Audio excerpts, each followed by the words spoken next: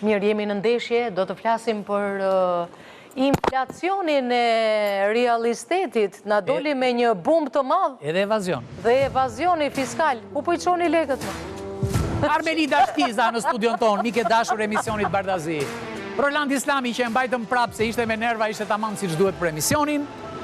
Është rikthyer në studion tonë Erdi Sefa, njëna ekspertët më të mirë të Altaksit që kemi ne, dhe pas një kohë shumë të gjatë.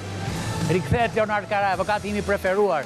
Forazh në burg, Leonard je ditë vit në nxjerri, se po lash Rolandin ai pasaj vetë zihet. Se vetëm ai ja di mendjen e tij.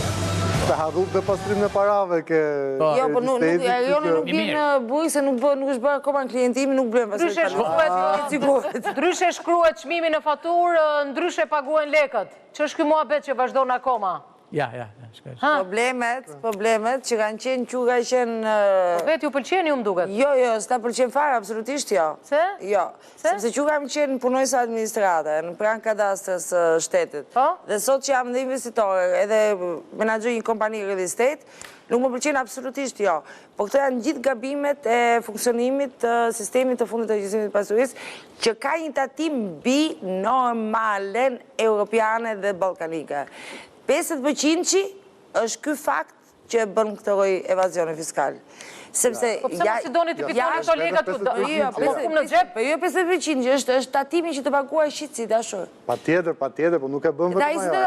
Bën dhe parat me çanta nga pak. Po, ajo është pjesë e dytë. Po pika kryesore e funksionimit të regjistrimit pasurisë paluçme që depozitohen kontrata jo reale, të shitderës të pronë, dhe nuk funksionon se sa është medikatorë i vëteti një apartamenti. Po këtë nga thonë ju? Absolutisht jo, sepse aty, si pas statistikave në kadastër, dhe më thonë, sot del 1360 që është e gjithë medikatorë i një apartamenti. Minimumi? Minimumi. 1360? Del 1360 në krahasim me Beogradin, me Podgorica, dalim më të varfrit nëve. Ne dalim më të varfrit në statistika.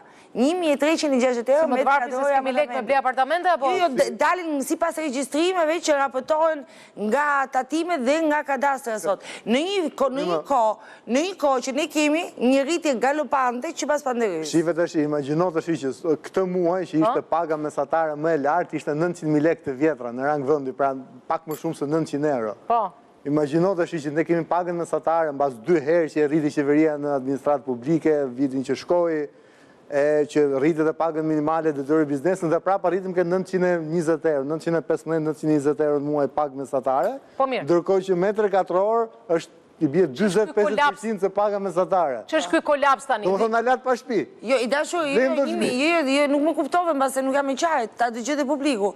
Nuk është e vërtet që është 1360 me vërtet statistika e me shumë të tepër. Shumë të tepër.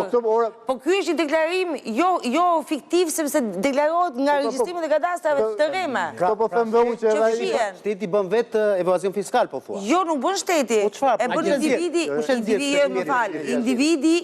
individi, sepse taksat në Shqipëri në krahasim, sepse unë kam 28 vite eksperiencë, edhe i krahasoj me vendet europiane, ku kam marrë pjesë edhe në shumë trajnime dhe shumë konferenca, këtu janë tatimet shumë, për shumë 50% që nuk mund të tatosh ti një apartament të ri të 2024-ës, që bën një transakcion shitderi ke mua, me një apartament që është privatizuar nga Ndërmarrja Komunale Banesa dhe është në një zonë kadastrale, po 50% e me djali që ka apartament të ri, ta marrë dhe unë si shtëpi e parë banimi,